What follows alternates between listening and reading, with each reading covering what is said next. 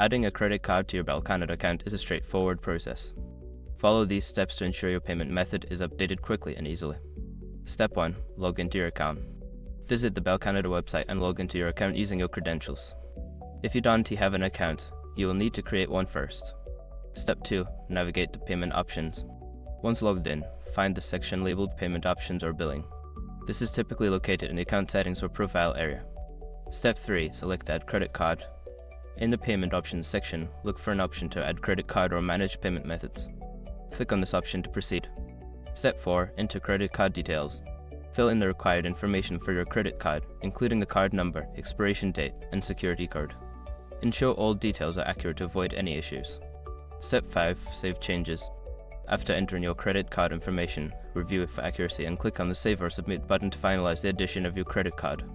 After completing these steps, your credit card will be added to your Bell Canada account, and you can use it for future payments. If you encounter any issues, consider reaching out to Bell Canada customer support for assistance.